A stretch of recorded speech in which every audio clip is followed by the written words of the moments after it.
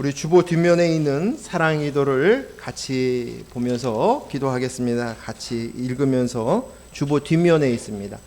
주보 뒷면에 저 보세요. 주보 뒷면에 여기 있습니다.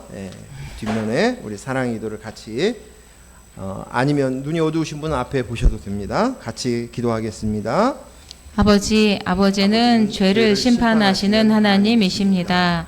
요한복음 12장 25절 말씀에 자기의 생명을 사랑하는 자는 잃어버릴 것이요 이 세상에서 자기의 생명을 미워하는 자는 영생하도록 보존하리라.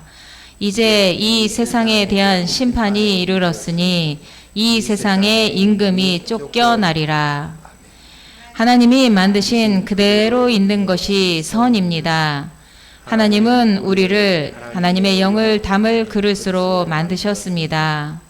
그러나 우리가 그러시기를 원치 않고 스스로 존재가 되려고 하는 것은 악입니다. 내가 하나님과 사람에게 잘하겠다고, 내가 말씀대로 살아 하나님을 기쁘시게 하겠다고 덤비는 것이 바로 악입니다. 내가 생명처럼 붙드는 것들이 있습니다. 나의 인생, 내 가족, 나의 지위, 나의 인격, 나의 소유들로 나를 삼아 세상에 나를 증명하고 살았습니다. 그러나 이제는 내가 생명 삼은 것들을 미워합니다. 이것들이 하나님 앞에 얼마나 가증스러운 것인지를 알기에 똥을 보듯 더럽게 여기고 버립니다. 악은 죄이고 죄는 반드시 심판을 받아야 합니다. 아버지는 우리의 이 무서운 죄를 예수께 옮겨 예수님을 나 대신 죽이시고 이 세상 임금에게서 나를 구해내셨습니다. 예수 그리스도의 십자가, 내가 되어서 달려 죽으신 그 은혜를 기억할 때 스스로 하나님 된 나를 저주하고 버립니다. 날마다 꼭꼭 숨기고 덮어둔 죄들이 드러날 때 나는 죽고 그리스도가 내 안에 사심을 기억합니다. 그 죄에 대한 심판을 온몸으로 받으신 주님으로 인해 나는 자유케 되었음을 눈물로 감사합니다. 아버지는 죄를 심판하시고 우리를 구원하시는 사랑의 하나님이십니다. 예수님의 이름으로 사랑의 기도를 드립니다. 아멘. 오늘 은혜 나눌 말씀은 민수기 16장 41절에서 50절까지 말씀입니다. 구약성경 224쪽에 있습니다.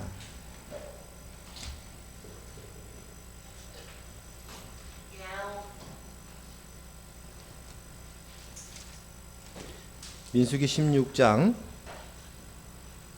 41절에서부터 끝절 50절까지만 교독하겠습니다.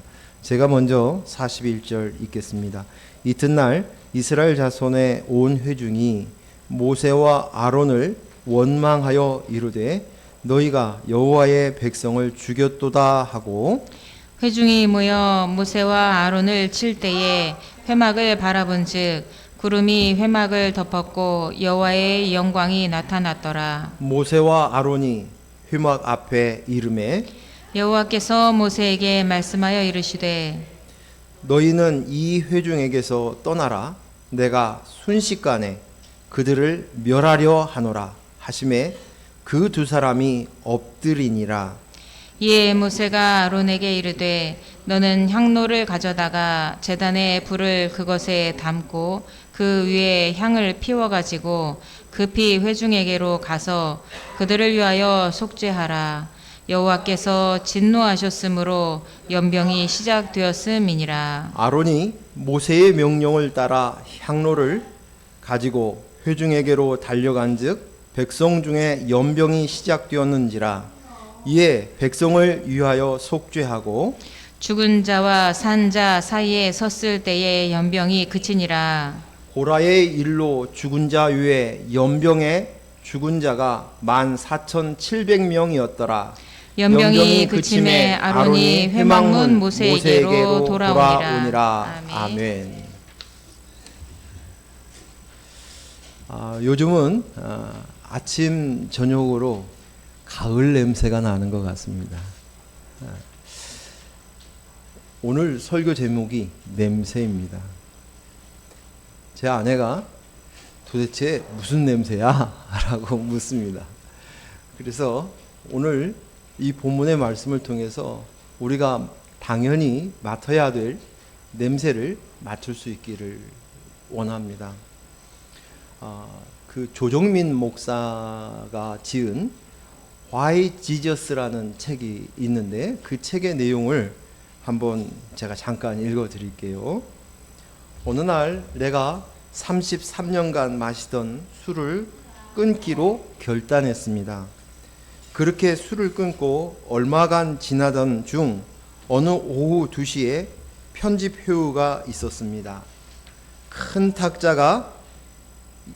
탁자에 20명가량 앉아서 부별로 뉴스 내용에 대해서 회의를 하는데 그날따라 내가 앉은 자리 양옆에 술을 마시고 들어온 부장들이 앉았습니다.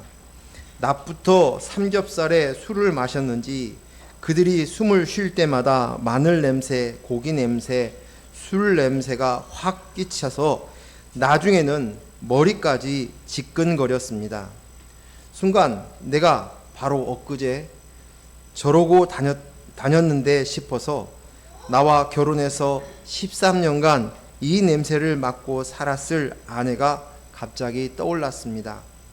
아내는 나보다 후각이 10배쯤 발달해서 저녁에 들어가면 낮에 먹은 음식까지도 알아맞히는 사람입니다. 그러니 밤마다 술 냄새로 진동하는 남편이 얼마나 괴로웠겠습니까? 아내에게 미안하다는 생각이 들었습니다. 그러면서 죄도 냄새가 있다고 말합니다. 저는 이 이야기를 이 짤막한 이 글 속에서 보면서 매우 공감하는 마음이 들었어요. 그래, 죄에도 냄새가 있어. 그리고 그 죄의 냄새를 맡을 수 있어야 된다라고 생각이 됩니다. 하지만 이 글을 쓴 조정민 목사님이 가지고 있는 생각과 저하고 다른 것은 뭐냐면 죄에 대한 생각이었어요. 조정민 목사님이 얘기하는 그것은 행위로 내가 행동으로 짓는 죄에 대해서 이야기하는 것이었어요. 그래서 죄인이 자꾸 죄를 짓는 모습들을 그 행동에 대하여서 지적하고 그것들로 인해서 역겨웠다는 것이죠. 전에는 몰랐는데 내가 죄를 알다 보니까 그 죄인들이 하는 그것들이 역겨운 냄새처럼 나를 괴롭게 한다라는 내용의 글이었습니다. 맞습니다. 우리는 죄를 짓고 있고 죄 안에 있으면 죄의 냄새를 맡을 수 없습니다. 하지만 분명한 건 오늘 죄에는 더러운 이 세상의 어떤 악취보다도 독한 냄새를 납니다. 그런데 이제 우리가 죄를 멈추고 죄인에서 벗어났을 때 비로소 그 냄새를 맡을 수 있어요. 죄인이었을 때는 그 냄새를 맡을 수 없는데 죄인이 아니고 생명을 가진 그리스도의 영으로 살아난 사람들은 비로소 생명 가진 사람은 죽은 자의 냄새들을 맡게 되어진다는 것이에요. 지난주에 저하고 같이 지내고 있는 그 장애인인 친구하고 그 친구하고 점심 식사를 식당에 가서 식사를 하게 되었습니다. 근데 식당에 딱 들어가는 순간 악취가 나는 거예요. 중국 음식점이었어요. 그런데 이제 음식점이 두 군데가 있는 가운데서 그 장애인 친구가 어느 쪽으로 갈 거냐 그랬더니 그 친구가 정한 식당으로 들어갔어요. 존중하는 의미에서 그 식당으로 들어갔고 그 식당에 들어가는 순간 악취가 나는 거예요. 한데 제가 뭐 이렇게 들어가는데 그 사람들한테 뭐 상처 주는 것 같고 그런 것 같아서 그냥 참고 들어갔습니다. 바닥은 미끌미끌 기름때가 있고 냄새가 나는데 그걸 참고 들어갔어요. 그리고 음식을 시켜서 먹었습니다. 먹고 나오면서 그때서야 용기를 내서 그 아주머니한테 얘기했어요. 아주머니, 냄새 나는 거 모르세요? 제가 들어올 때 냄새가 났어요. 그랬더니 환하게 웃으면서 무슨 냄새요? 그러는 거예요. 무슨 냄새요? 제가 생각했습니다. 아, 그 속에 있는 사람은 이 냄새를 맡을 수 없구나. 저는 겨우겨우 참아가면서 예의를 지키기 위해서 그냥 들어왔으니까 그냥 참고 먹었는데, 근데 그분들은 그 안에 있으면서 이 냄새를 못 맡는구나.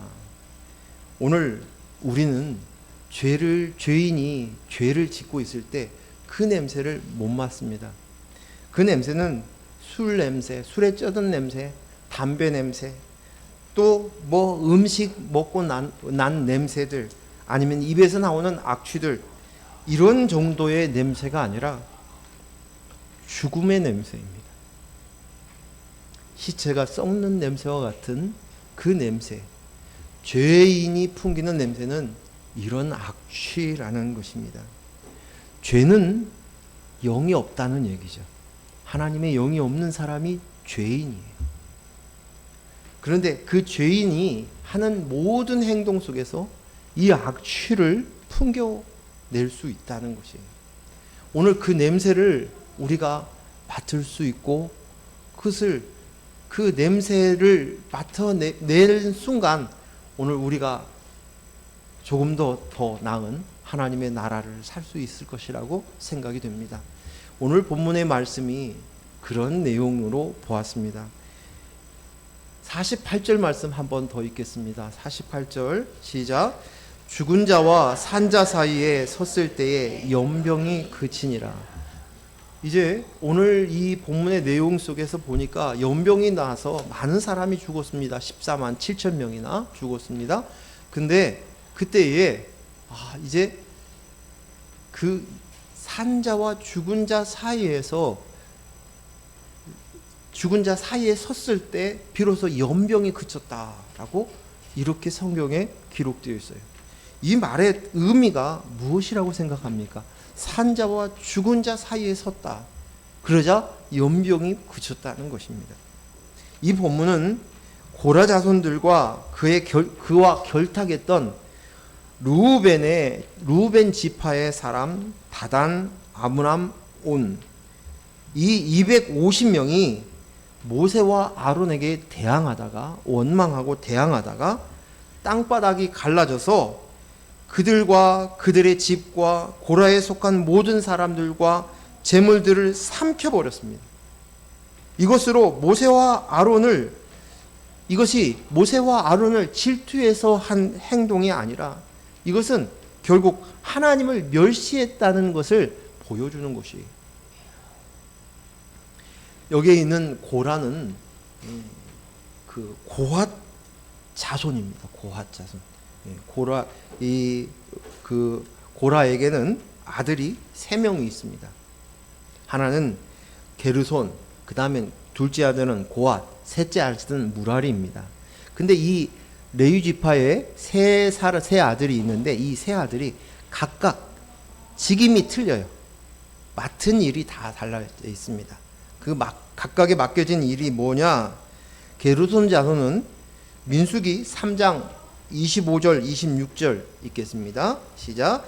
게르손 자손이 회막에서 맡은 일은 성막과 장막과 그 덮개와 회막과 뜰의 휘장과 성막과 제단 사방에 있는 뜰의 휘장문과 그 모든 것에 쓰는 줄들이니라. 아멘. 이건 성막을 지키는 천막이죠. 성막, 장막, 그 휘장들, 그것들을 덮는 것들, 그것을 고정시키는 줄들, 그것입니다. 그것들을 이동하고 그것들을 관리하고 하는 일들이 그 가나안 땅을 지나가는 동안 그들이 해야 될 일이었어요. 직임이었어요. 그러면 고핫 자손은 뭘 했느냐? 민수기 3장 31절 읽습니다. 시작.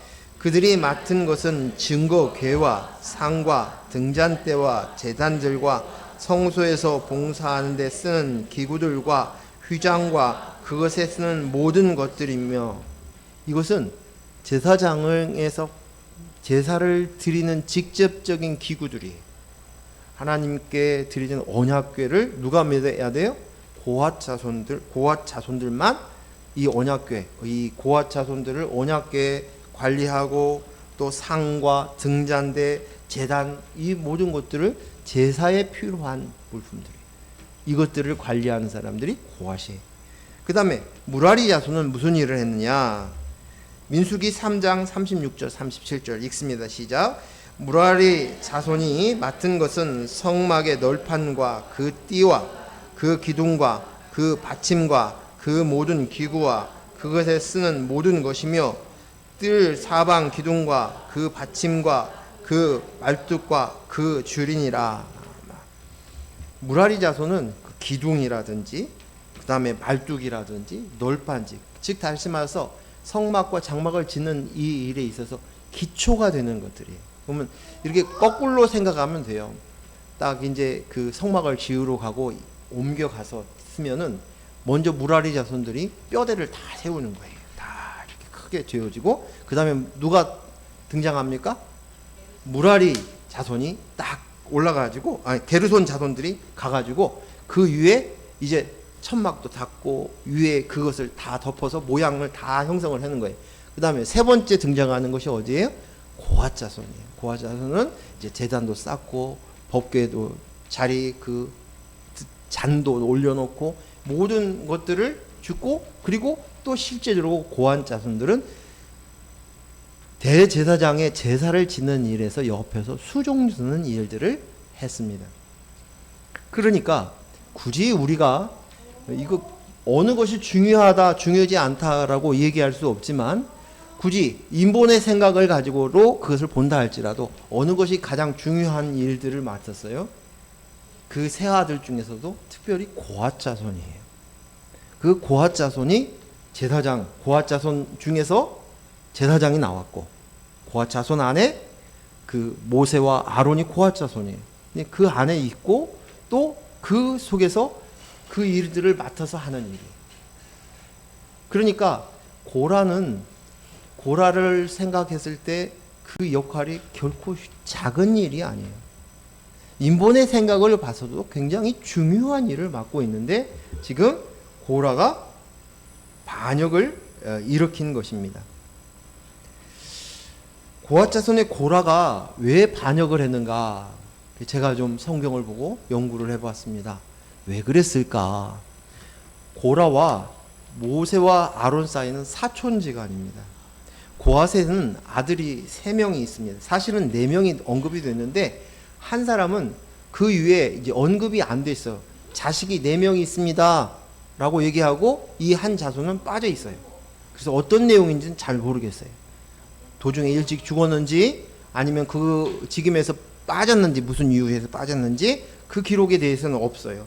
아므람, 아스알, 헤브론, 우시엘이에요.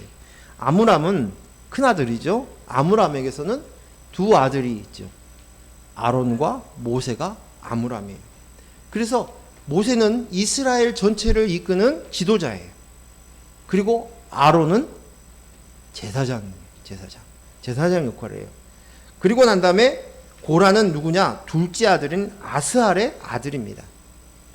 그리고 셋째 아들 헤브론은 그 언급이 안 되고 우시엘이 나오는데 우시엘이 셋째 아들이 있습니다. 근데 이 셋째 아들도 보면 나중에 보면 셋째 아들 그 우시엘의 아들이 레위 지파의 족장이 되었어요. 이 서열상으로 보면 둘째로 가서 족장이 되어야 할 텐데 그러지 않고 그 우시엘의 아들이 엘리사반이 족장이 되었다라고 성경에 기록되어 있어요. 민수기 3장 30절 말씀 읽습니다. 시작.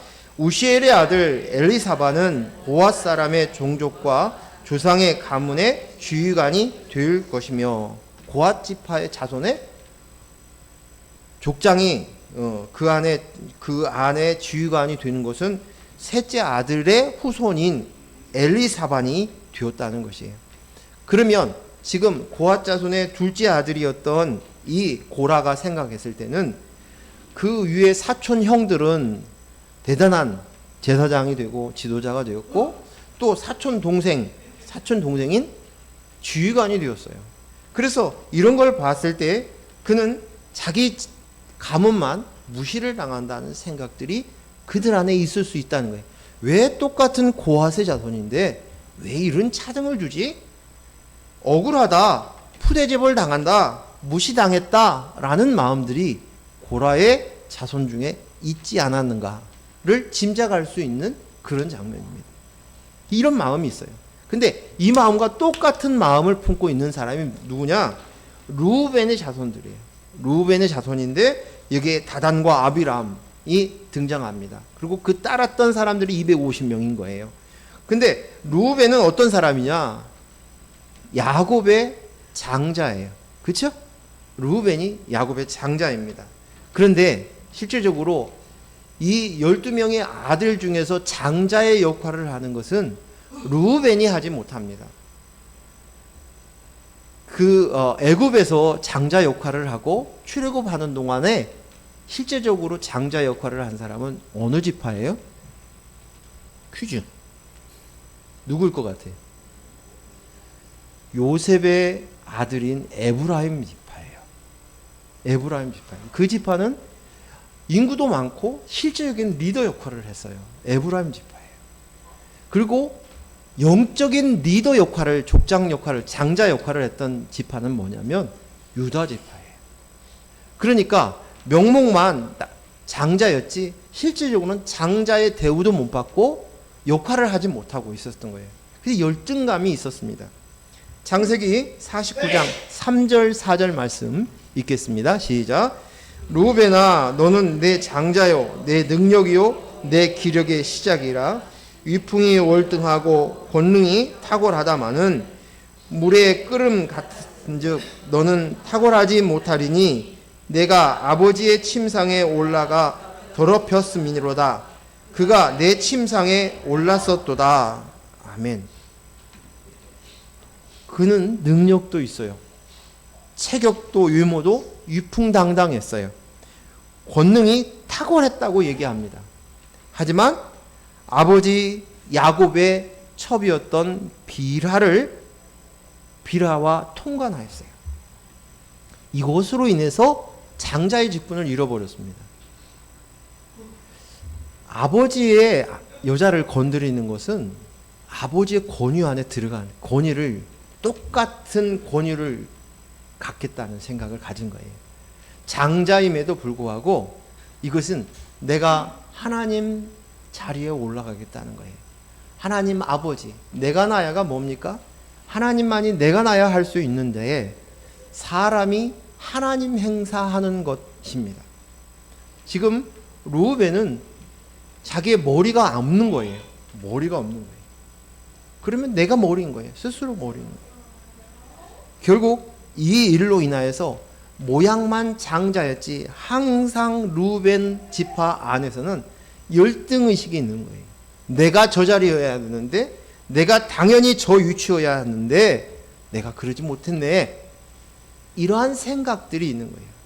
지금 고핫의 자손이나 르우벤의 자손들이 같은 생각들을 가지고 있는 억울하다, 분하다 라는 생각들, 불만이 있고 시기 질투가 있어요.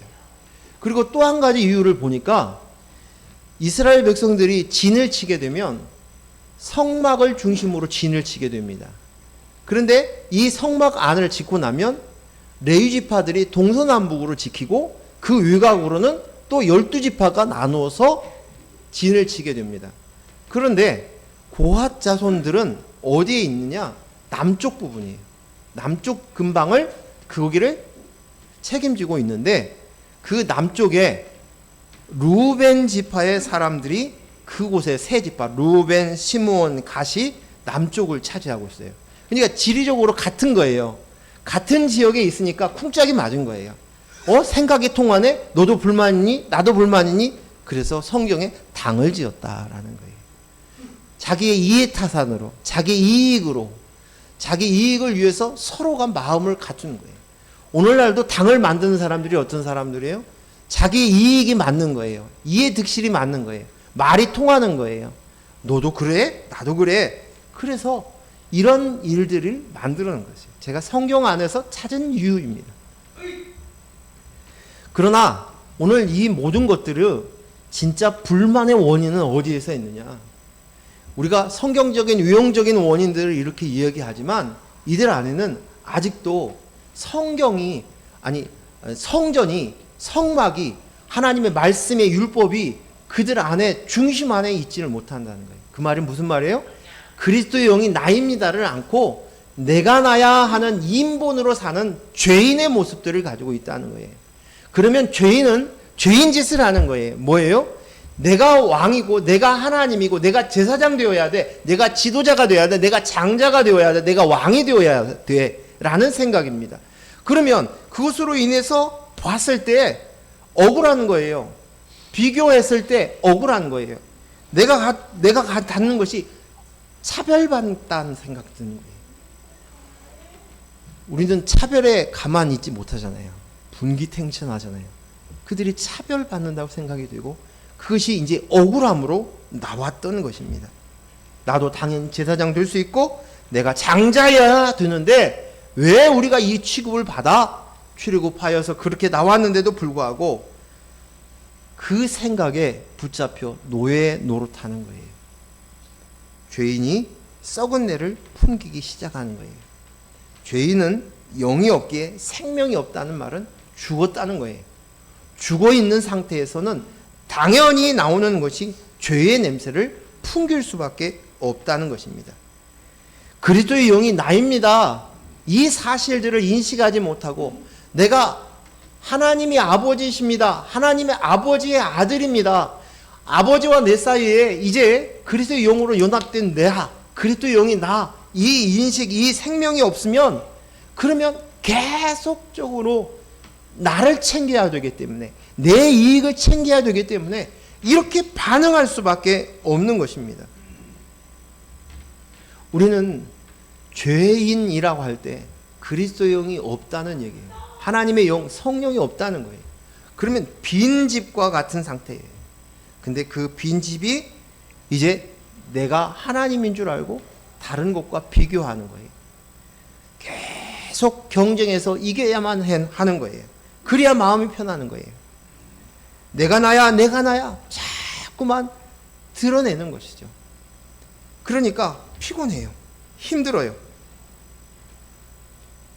그런데요, 여러분 생각해 보십시다. 만약에 여러분이 태어났는데 집안에 장자로 태어났어요. 장자로. 또 내가 태어났는데 아주 준수한 외모를 가지고 태어났어요.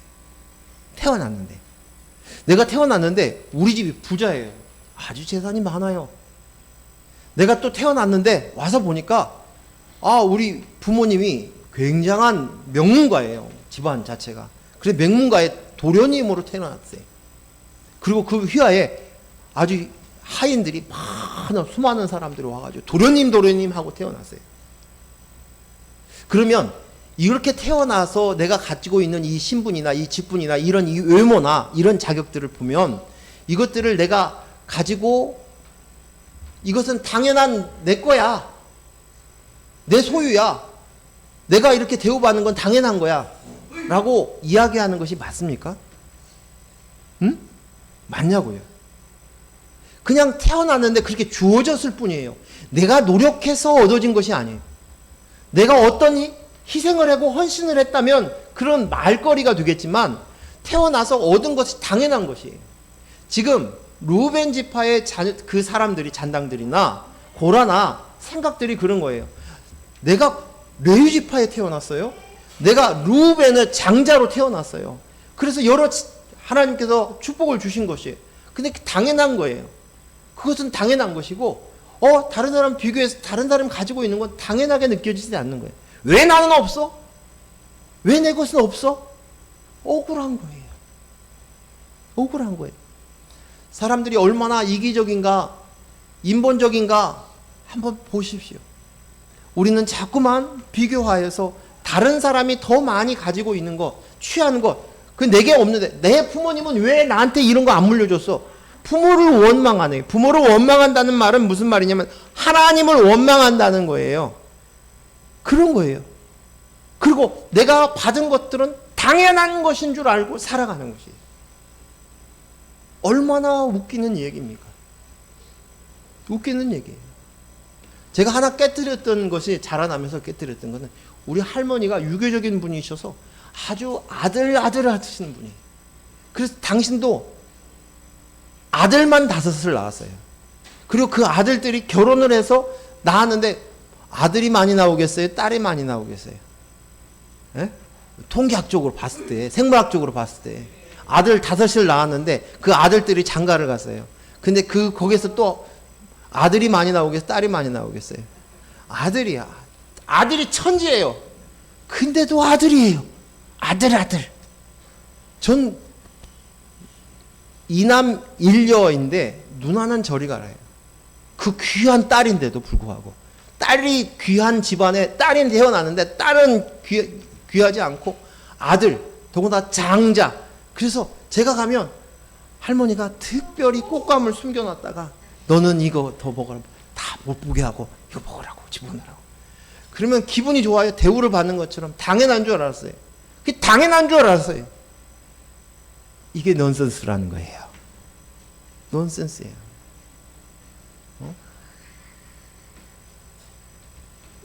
건우야, 너 정말 잘생겼어. 너네 엄마가 잘생겨서 네가 잘생긴 거야. 근데 그게 당연한 것으로 여기면 안 돼. 그냥 하나님 주신 거지. 감사해야 돼. 무슨 말씀인지 알겠어요? 오늘 그리스도의 영이 없으니까 이 짓을 하고 있는 거예요. 고라와 르우벤이. 민수기 16장 8절 9절 말씀 읽습니다. 시작. 모세가 또 고라에게 이르되 너희 레위 자손들아 들으라. 이스라엘의 하나님이 이스라엘 회중에서 너희를 구별하여 자기에게 가까이 하사 여호와의 성막에서 봉사하게 하시며 회중 앞에서 그들을 대신하여 섬기게 하심이 너희에게 작은 일이겠느냐? 하나님이 하소연하시는 거예요. 이게 네가 맡은 일이 그들을 회중 앞에서 성막에서 봉사해. 그리고 성막 안에서 회중해. 다른 레위 지파들도 있는데 너희는 성막 안에서 봉사를 해. 고핫 자손이니까 그 안에서 하고 회중 앞에서 그들을 대신하여서 섬기게 하는 거야. 이스라엘 백성들을 대신해서 네가 하나님 앞에 불륜받아서 그 일을 하고 있어. 근데 그것이 작은 일이니? 라고 묻는 거예요. 인본의 생각에 쩌들어 있는 그에게 알아들으라고 이야기하고 있는 거예요. 하나님께서는 레위 지파를 특별하게 구분하셨어요. 12지파의 자식들이 12지파가 있는데 그 중에서 12지파를 대신해서 레위인을 뽑았습니다. 그리고 그 이스라엘 백성들이 다 해야 되는데 이스라엘 백성들 다 않고 그 중에 레위 지파만 뽑아가지고 성전을 지키게 하고 성전의 일을 맡게 하고 제사를 지내게 하고 제사하는 일을 돕는 일들을 하기 위해서 구별되었어요. 레위인이 그것이 구별된 사람들이라는 거예요. 근데 이렇게 해서 구별되었는데 넌 특별한 게 하나님께서 이렇게 구분하여서 불렀는데 너 그것이 가볍니? 라고 묻는 거예요. 민수기 3장 45절 말씀 읽습니다. 시작. 이스라엘 자손 중 모든 처음 태어난 자 대신에 레위인을 취하고 또 그들의 가축 대신에 레위인의 가축을 취하라. 레위인은 내 것이라. 나는 여호와니라. 아멘. 자, 이것이 어떻게 하나님께서 주장하시냐면 어떻게 레위인을 내 것으로 소유한 것이냐면 이스라엘 백성들이 애굽에서 출애굽할 때 10번째 재앙에 장자 재앙이 있었지요. 그렇죠? 그때 모든 장자들은 다 죽게 되었어요. 하지만 문설주에 어린 양의 피를 바른 사람들은 그 집의 장자들은 살려냈어요. 그래서 그 장자를 살려낸 그것이 어린 양의 피로 인해서 그래서 내가 너는 값으로 산 거예요. 예수님이 십자가의 사건으로 산 거와 똑같은 거예요. 그래서 너희가 이제 내 것이라고 하나님이 소유하는 거예요. 이 사건을 통해서 보여주시는 거예요. 물론 하나님이 만드셨고 창조하셨으니까 당연히 하나님 것임에도 불구하고 이스라엘 백성들에게 이것을 납득시키기 위해서 이 사건이 있었던 거예요. 근데 그들이 이제 이스라엘 백성들이 다 하나님의 것이에요. 하지만 특별히 내가 그것을 원하지 않고 너희들의 숫자만큼 장자, 레위인의 숫자를 비교하는 거예요. 한 집안의 장자, 레위인 이렇게 셈셈으로 맞추는 거예요. 숫자에 맞춰서. 그래서 대신 이스라엘 백성 전체를 대신해서, 이스라엘 백성이 당연히 하지만 그를 대신해서 레위인을 선별해서 하나님을 섬기는 일을 맡게 하셨다라고 분명하게 이야기하고 있는 거예요. 오늘 우리가 알고 있는 11조가 뭡니까? 하나님이 11조를 명령하셨어요. 그리고 11조를 하라고 합니다. 그리고 놀랍게도 그 11조로 인해서 레위인들의 생활을 뭘로 하냐면 12지파가 하는 11조로 살아가는 거예요. 11조로 살아가게 하는 거예요. 근데 11조는 뭐냐? 11조는 10가지 중에 하나가 아니에요. 10가지 다가 하나님의 것입니다. 그런데 그것을 대표하기 위해서, 하나님의 것임을 고백하기 위해서 10 중에 하나를 구분하여서 하나님께 드리는 것이에요. 그래서 그것은 하나를 드리는 것이 아니라 10 다를 드린다는 의미가 11조예요. 하나님께서 이 율례를 통해서 가르치고 말씀하시는 것이에요. 이와 똑같이 레위인도 12지파를 대표해서 하나를 드리는 거예요. 이스라엘 백성들, 너는 내 것이야, 하나님 것이야. 근데 특별히 그 중에서 구분하여서 레위인을 뽑아서 그들을 통해서 하나님께 예배하고 성전을 지키고 보호하고 하나님의 말씀을 전하는 하나님의 일들을 맡긴 것이에요. 예수님께서 이 땅에 내려오셨습니다. 그리고 예수님이 사람이 되셨어요. 예수님이 사람으로 이 땅에 오셨어요. 종의 형체로, 자기를 비워서 종의 형체로 오셨습니다. 예수님은 내가 되셔서 내 죄를 대신해서 십자가에 못 박혀 죽으신 거예요. 예수님 한 분이 죽으셨지만, 마땅히 죽어야 되지만 오늘 내가 되셔서 대신해서 십자가에 죽은 사건을 통해서 그 거예요. 6월절에 어린 양의 보혈로, 피로 모든 이들을 구원하였던 것, 그 피 한 사람으로 인하여서 구원한 것처럼 그것입니다. 10의 1조도 바로 예수 그리스도의 십자가의 사건도 그런 것이에요. 그러기에 11조는 예수 그리스도를 의미하는 거예요. 11조를 하나님께 드렸습니다. 그것은 예수 그리스도를 드린 거예요. 나를 대신해서 십자가에 못 박혀 죽으신 한 사람, 그분이 내가 되셔서 죽으셨기에, 그것을 고백하는 의미로 가르쳤기에 이것은 명령으로 지키라는 것이었어요.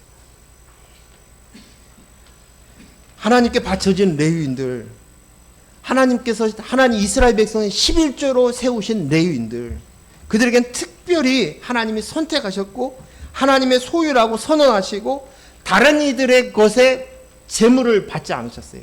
레위인의 손을 받으셨고 레위인이 가지고 있는 재물을 받으셨어요. 우리 집에 좋은 양이 있어요, 이거 받지 않았어요. 그것을 대신해서 레위인의 자손 것만 받았어요. 거룩한, 그는 대제사장과 함께하는, 제사장의 일을, 제사를 짓는 일을 같이 하는, 성막에서 일을 하는 사람, 누구입니까? 저와 여러분이에요. 저와 여러분, 왕같은 제사장이에요. 우리가 거룩한 나라예요. 오늘 우리가 예수 그리스도의 십자가의 사건으로 인해서 우리가 거룩하여졌고 그리스도의 영과 우리가 연합되어져 있는 나의 모습인 거예요. 오늘 우리의 모습이 그 모습이어야 되는 거예요. 이것이 충분하지 않습니까? 넘쳐나는 거예요. 충분한 거예요. 이것으로 된 거예요. 그런데 내가 제사장이 되겠다라는 말은 뭐냐면 내가 예수님이 되겠다는 거예요. 나도 예수님처럼 십자가에 올라가서 희생해서 하나님 앞에 쓸 거야 라는 생각을 갖고 있는 거와 똑같은 거예요. 내 행위로 나도 그거 할 수 있어. 예수 그리스도를, 그 자리를, 우리가 그 자리를 탐하는 거예요. 무슨 말씀인지 이해가 오십니까? 오늘 지금 이 고라의 백성들과 고핫의 자손이었던 고라의 백성들이 한 행위들이 지금 나도 충분히 그렇게 할 수 있어. 하고 제사장은 예수님을 상징하잖아요. 그 제사장 그 자리를 달라는 거예요. 그 제사장은 아무나 들 수 있는 것이 아니에요. 예수님만이 가능한 거예요. 예수님만이, 죄 없으신 예수님만이, 어린 양 되신 예수님만이 그 자리를 지켜야 되는데, 그걸 할 수 있는데, 나도 그렇게 할 수 있다는 거예요. 죄인이 내가 나야 하는 마음에 신분으로 가지고 있는 내 이익밖에, 내 나라밖에 없는 이 사람이 그 짓을 하려고 하는 거예요. 이런 감당할 수 없는 인본의 냄새. 이 생각 속에서 뛰쳐나오는 것들이 얼마나 많은 냄새를 풍기냐는 거예요. 영이 없으니, 생명이 없으니 이 죽은 짓만 계속 하는 거예요. 내가 나야, 내가 나야, 내가 나야 하면서 얘기하는 거예요. 내가 희생해서 헌신해서 하나님 옆에 서리라. 내가 잘 믿을 거야. 내가 잘 살 거야. 내가 인정받을 거야. 하는 생각들이 내 안에 계속 올라오는 거예요. 산 자와 죽은 자를 몰라요. 무엇인지도 구분하지 못하는 거예요. 전 사람이 죽고 난 이후에 나는 악취를 맡아봤습니다. 사람이 죽고 난 다음에 죽은 시체, 죽어가는 사람의 시체에 그 냄새를 맡아봤어요. 제 친한 친구가 이제 연락이 안 돼서 연락을 했더니 아버님 임종을 지키고 있다는 거예요. 그래서 제가 쫓아가서 같이 임종을 지키면서 예배도 같이 드리고 그랬습니다. 근데 그 상태가, 아버님 상태가 이미 뇌사 상태 돌아가신 상태인데 겨우 호흡기로 해가지고 했는데 의사가 이대로 있으면 그냥 있지만 사실은 돌아가신 거나 진배 없다. 어떻게 할 것이냐. 그래서 이제 호흡기를 떼고 아버지를 집으로 모신 거예요. 이미 그러니까 제가 갔을 때는 이미 코에서 입에서 귀에서 썩은 장기들이, 썩은 것들이 쫙 흘러나오는 거예요. 근데 악취가 이루 말할 수 없이 나오는 거예요. 근데 그 악취가 나니까 자손들도 가까이 오기를 싫어하는 거예요. 근데 하나님께서 은혜를 주셔서 그 냄새를 전 견뎌내게 하셨어요. 그래서 계속 화장지로 닦아내면서 그곳에서 예배를 드리고 같이 기도하고 그 가운데서 마지막 임종을 지켰고, 그분이 마지막 놀랍게도 과학적으로는 설명할 수 없는 순간을 맞이했어요. 갑자기 눈을 뜨시고 저에게 인사를 하는 거예요. 이미 혀에서 오물이 쏟아지게 혀가 굳어져 있어요. 말할 수 없는, 이건 있을 수 없는 그것인데 그런 거예요. 근데 그때 맡았던 냄새가 잊혀지지 않아요. 썩은 내가. 죽은 생명을 잃어버리고 나니까, 육신의 생명을 잃어버리고 난 다음에 나는 그 악취, 그 냄새. 그런데 오늘 내가 나야 하는 그리스도의 영이 없이 죽은 상태의 속에 있으면 우리가 나는 냄새를, 입에서 나오는 죄인이 죄인 짓을 하는 그 냄새, 그리스도의 영이 생명이 없이 나오는 그 냄새는 끊임없이 이런 악취를 뿜을 수 있다는 거예요. 근데 우리가 그 냄새를 알지 못하는 것은 내가 죄인이란 죄인이었다가 생명 얻은 자로 인식되어서 생명 얻은 자가 되지 못하면 생명을 가진 사람만이 이 냄새를 맡을 수 있는 거예요. 같은 죽은 자는 이 냄새를 맡을 수 없다는 거예요. 그 당연한 줄 아는 거예요. 썩은 내가 나도. 고라의 자손과 루벤 자손, 나단과 아비람, 그리고 당 250명은 그 즉시 죽었어요. 너희가 죽은 자인 것을 보여주신 거예요. 다 죽었어요. 그런데 오늘 본문의 내용은 또 이 일이 있고 난 다음에 이틀이 지나고 나서 이스라엘 백성들이 똑같이 네가 이스라엘 백성들을 죽였구나, 그리고 원망을 쏟아내는 장면이 오늘 본문의 말씀이에요. 자, 오늘 본문에 16장 41절 42절 읽겠습니다. 시작.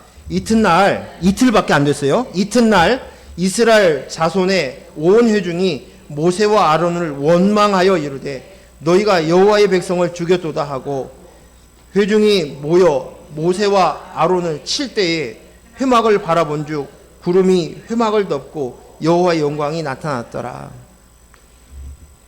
오늘 이들이 지금 고라와 루벤의 자손들, 그들만 해서 250명만의 문제가 아니었다는 거예요. 보니까 이틀 후에 똑같이 그 짓을 또 하고 있는 거예요. 그러면 뭐예요? 그들 안에 똑같은 것이 있었다는 거예요. 모세를 향하여 아론을 향하여 하나님을 향하여서 멸시하는 마음이 있었어요. 똑같이. 왜? 내가 나야가 있으니까. 죄인이기 때문에 이것을 들춰낸 거예요. 드러나는 거예요. 그래서 하나님이 연병을 주신 거예요. 이 상태를 우리가 옛날 제가 설교하면서 아담이 선악과를 따먹은 것은 선악과를 따먹은 그 행위가 문제인 것이 아니라 이미 선악과를 자기가 하나님 되고자 하는 마음의 상태를 그대로 행동으로 보여주는 사건일 뿐이지 실제로 이미 그 마음 가운데는 하나님이 떠난 상태를 드러낸 것이에요. 우리가 어떤 행동을 하는 것은 내 안에 가지고 있는 생각들이 잠재되어 있는데 이것을 들춰낸 것이에요. 지금 이 안에 있는 이스라엘 백성들이 하는 행동들이 지금 이틀밖에 지나지 않는 이 사건을 직접 목도했는데도 불구하고 이틀밖에 지나지 않았는데 똑같이 고라의 자손들과 같은 행위를 하는 것이에요. 이 모습이 뭐예요? 완악한 모습이에요. 완악한 모습.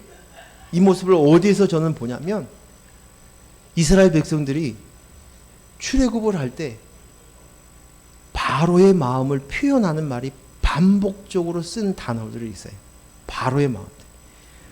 재앙이 있으면 그때는 아이고 이거 살려달라고 하고 그리고 재앙이 멈추면 또 뭐예요? 바로의 마음이 어떻게 해요? 봅시다. 출애굽기 7장 22절 읽습니다. 시작. 애굽을 나올 때 약속을 여러 번 맞나요? 제가 잘 애굽 요술사를 또 같이 읽습니다. 22절 시작.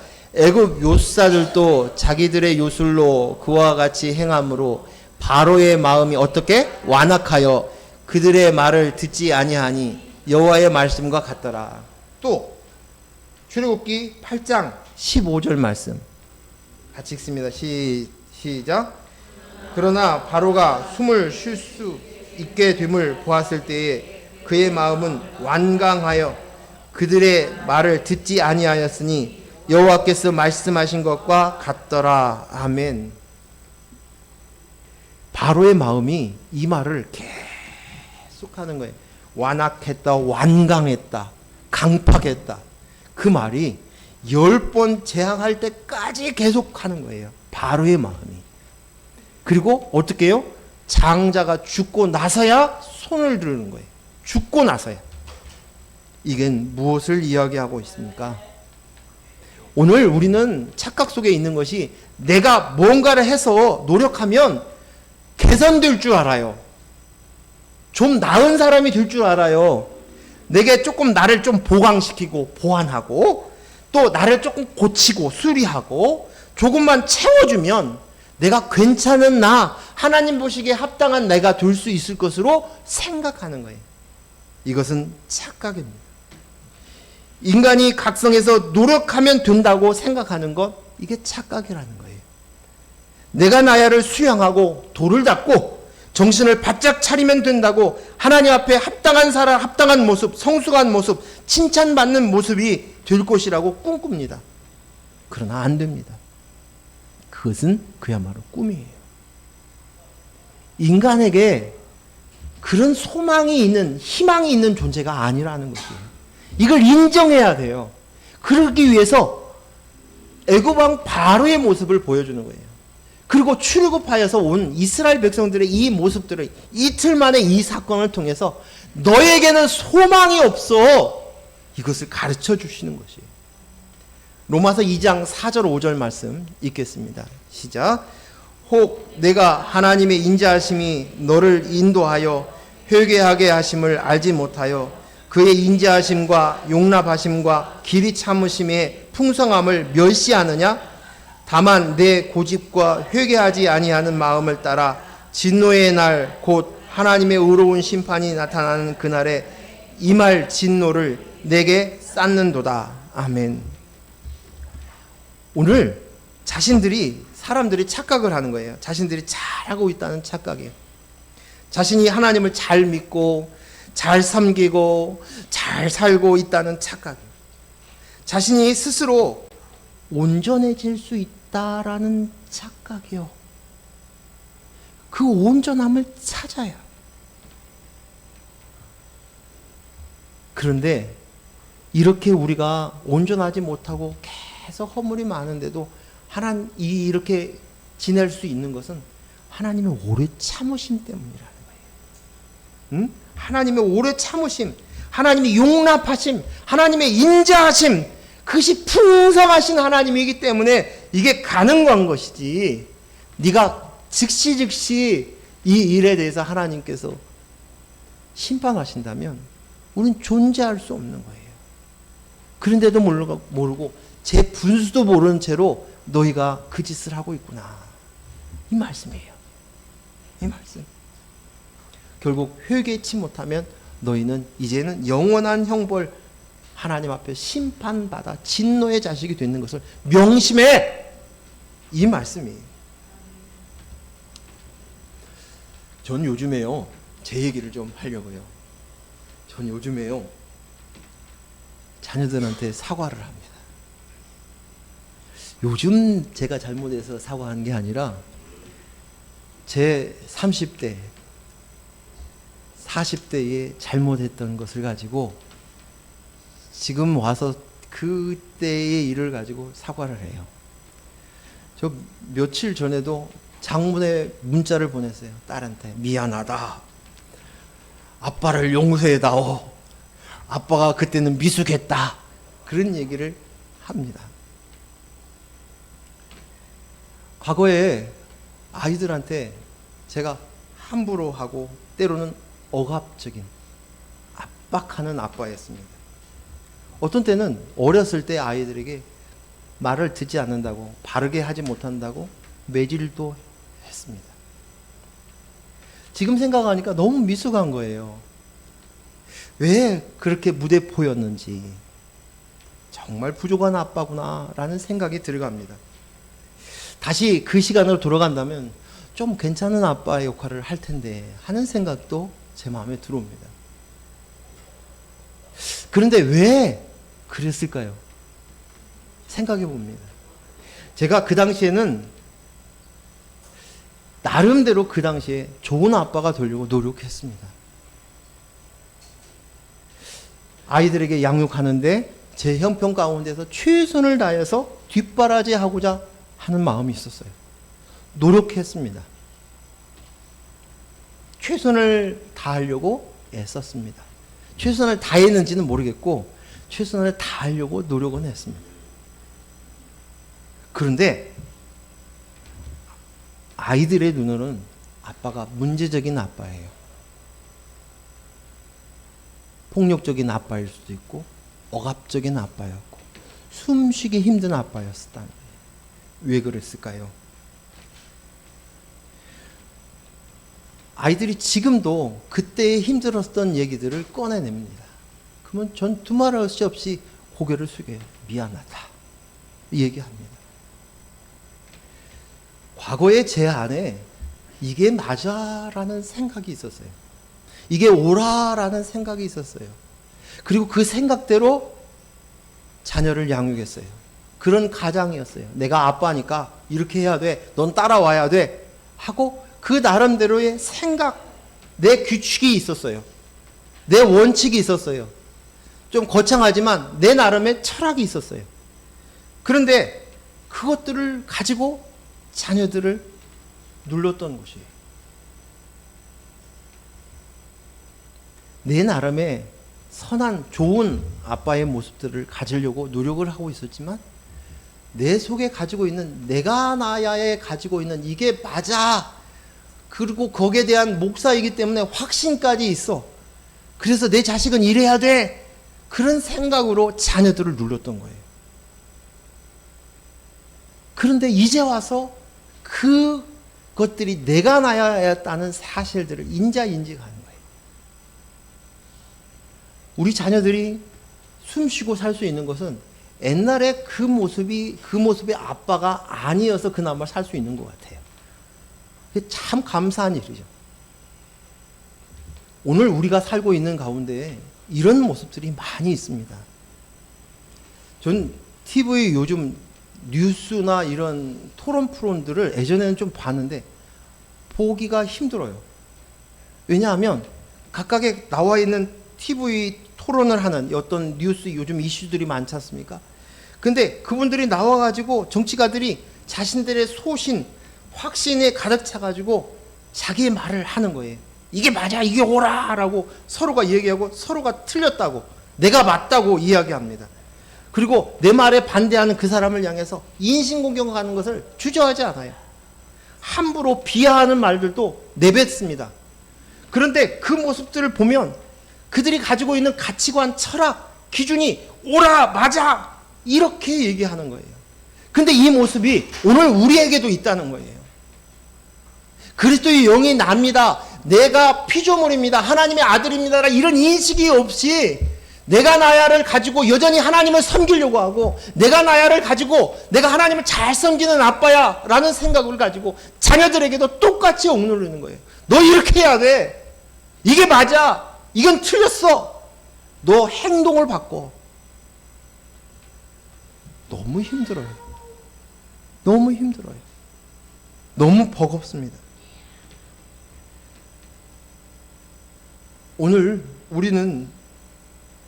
우리가 바뀌어질 수 있다라는 생각들을 갖고 있다는 것 자체가 문제인 거예요. 우리가 바뀔 수 있는 것은 유일한 방법이 뭔지 아시죠? 유일한 방법. 제가 이렇게 깨지고 내가 나야의 내 모습을 볼 수 있는 이유가 뭡니까? 이걸 인식하게 된 이유가 뭡니까? 그렇죠. 이주원 권사님 이따가 맛있는 차 드시고 가세요. 맞았어요. 죽는 것이 정답인 거예요. 내가 나야를 변화시키려고 자꾸만 붙드는 것이 문제인 거예요. 이것이 핵심인 거예요. 내가 나야는 죽는 수밖에 없어요. 죽어야만 되는 거예요. 그래야 내가 나야가 죽어야 그리스도의 영이 주인 되시고 머리 되시는 거예요. 이 인식으로 생명 있는 자가 되었을 때 이 인식이 들어오는 거예요. 바뀌어질 수 있는 거예요. 그렇다고 해서 행동을 가지고 이야기하는 건 절대 아닙니다. 오늘 이스라엘 백성들을 향해서, 원망하는 이스라엘 백성들을 향해서 하나님이 하신 것은 연병을 내려서 14만 7천 명을, 아니 14만이 14,700명을 죽였습니다.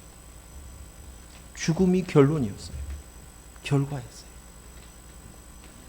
오늘 자꾸만 내 속에서 가능성을 보지 마십시오. 내가 괜찮은 사람이라는 착각에서도 벗어나십시오.